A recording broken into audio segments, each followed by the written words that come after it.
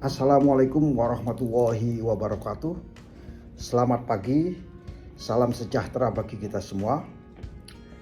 Kawan-kawan semua, kali ini saya akan berbagi perihal apa itu yang namanya konsep single window ya. Tapi kali ini saya akan menjelaskan bahwa konsep single window yang diterapkan di negara Cina. Kenapa saya ambil Cina? Karena Cina sampai dengan sekarang masih leading dari sektor transportasi kapal ya. Pada tanggal 13 sampai tanggal 17 Maret yang lalu, Cina juga bersama-sama Indonesia, salah satunya juga Indonesia, telah mengajukan konsep penerapan single window ya, masuknya kapal atau keluarnya kapal di suatu pelabuhan di suatu negara. Nah, Cina juga mengajukan konsep dan konsep ini cukup menarik sekali. Di negara Cina ada yang disebut konsep data transit ya. Data transit artinya data-data yang diperlukan oleh pelabuhan terkait dengan pelabuhan-pelabuhan di Cina, kapal-kapal yang masuk di negara Cina ya. Di Cina disebut dengan maritime single window ya, maritime single window. Dari data transit tersebut, Cina menerapkan apa yang dikenal dengan cara Cina dalam menggunakan kembali data transit. Jadi data-data yang ada kapal-kapal yang pernah masuk di Cina itu akan digunakan kembali. Dia tidak membutuhkan waktu yang lama, paling lama sebelum masuk ke pelabuhan-pelabuhan Cina antara 10 sampai 1 jam. Di dalam pertemuan tanggal 13 sampai dengan tanggal 17 tersebut, yaitu pada pertemuan pembahasan dengan resolusi Val Convention 14, pertemuan yang ke-46, Cina mengajukan satu pengalaman yang telah diterapkan di negara Cina kepada seluruh negara-negara yang ada di IMO. Di dalam Val Convention 40 dinyatakan bahwa semua negara-negara yang menandatangani kontrak atau menjadi peserta di dalam kontrak Val Convention tersebut itu harus membuat namanya sistem pertukaran informasi elektronik untuk kapal-kapal yang masuk di bea cukai di negara-negara sebagai penandatangan. Dan ini harus dilakukan sebelum tanggal 8 April 2019 ya, 8 April. Jadi kira-kira sebelum Covid itu harusnya sudah masuk. Dan satu single window direkomendasikan untuk elektronik transmisi informasi. Jadi ada pertukaran informasi sebelum tanggal 8 April tahun 2019. Dan persyaratan daripada transmisi atau tukar menukar data informasi tersebut akan diberlakukan sebenarnya mulai tanggal 1 Januari tahun 2024 ya. Pada tahun 2021 Cina telah melakukan percontohan dalam penyusunan data transmisi ya. Ini itu dia telah mengkonstruksi dalam softwarenya dan membuat studi percontohan electronic system ya terkait dengan pertukaran informasi untuk memfasilitasi bea cukai ya, bea cukai kapal-kapal yang masuk di suatu negara. Selain kapal-kapal juga bea cukai untuk barang dan masuknya orang di beberapa provinsi di negara Cina, di provinsi dan kota-kota di negara Cina itu. Dan Cina sebenarnya sudah menyusun China single window ini pada tahun 2016 ya, sudah menyusun kira-kira sudah sekitar 6 tahun yang lalu ya, sekitar 6 tahun yang lalu. Dan dalam rangka efisiensi biaya daripada biaya cukai tersebut, pelabuhan kedatangan maupun pelabuhan keberangkatan di Cina itu meluncurkan fungsi penggunaan kembali data-data transmit single window ini pada tanggal 1 Mei tahun 2020. Di saat Covid itu Cina malah meluncurkan ya program fungsi penggunaan daripada data kapal masuk dan keluar dari bea cukai di Cina. Di negara Cina itu ada namanya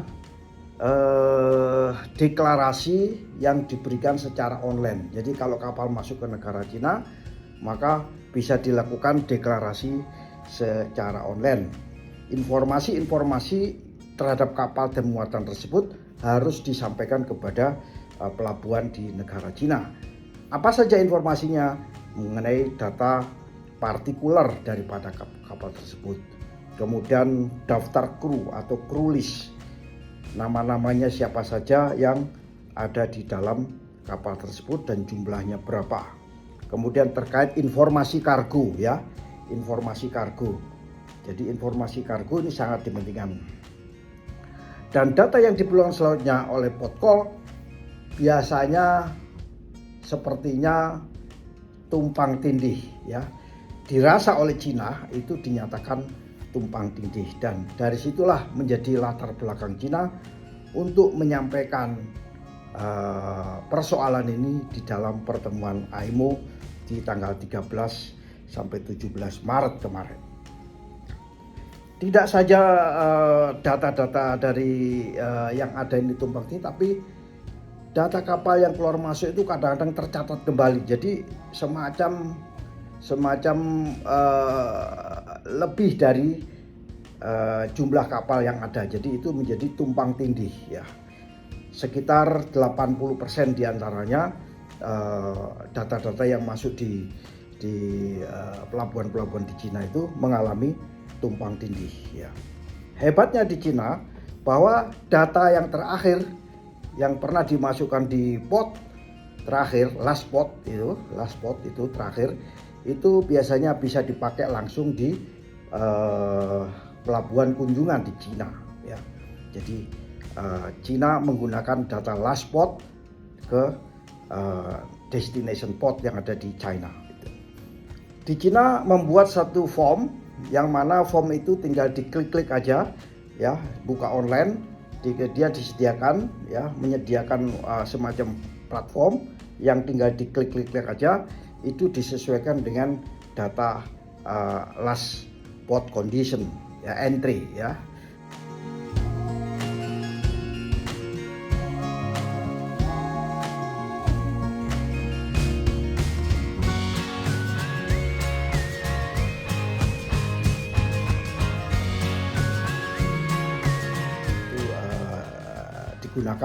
Menggunakan platform yang telah disediakan oleh China.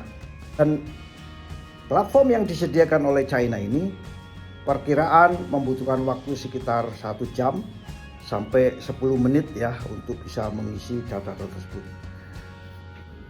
Bila kapal tersebut pernah masuk ke China dan last call juga pernah dilakukan, tinggal pilih tombol salin ya, copy saja, satu klik saja, klik itu semuanya sudah tersalin ya.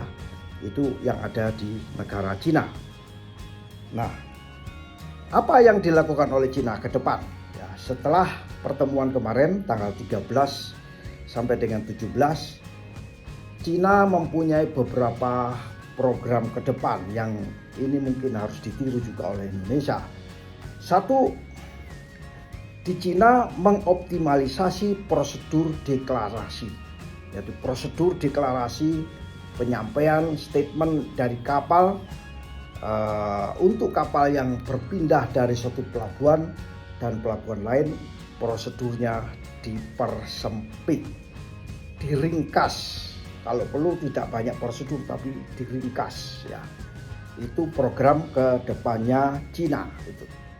Yang kedua yang akan dilakukan oleh Cina yaitu Cina ingin menerapkan semua sertifikat dilakukan secara elektronik, ya, elektronik format. Jadi penerapan sertifikat elektronik dan dokumen elektronik melalui single window, termasuk diantaranya sertifikat elektronik modul serta fungsi daripada verifikasi. Itu program yang kedua yang akan dilakukan oleh Cina.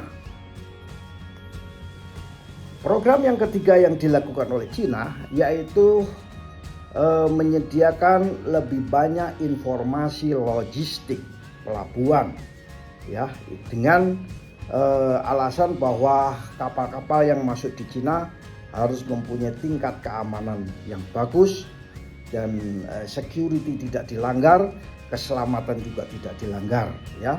Jadi pemilik kapal akan disediakan software interface, ya, aplikasi interface.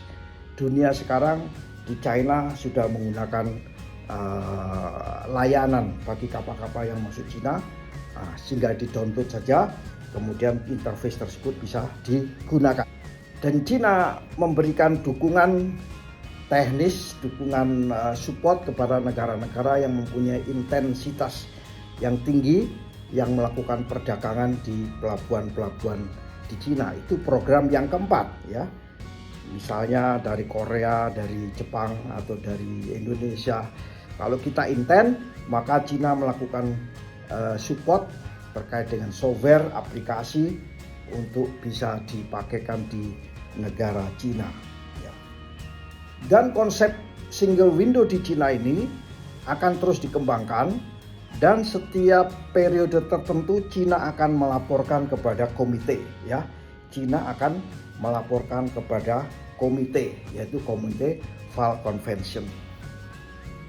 Jadi kawan-kawan semua, bahwa penerapan konsep single window sudah di-submit oleh Indonesia dan China juga sudah mensubmit.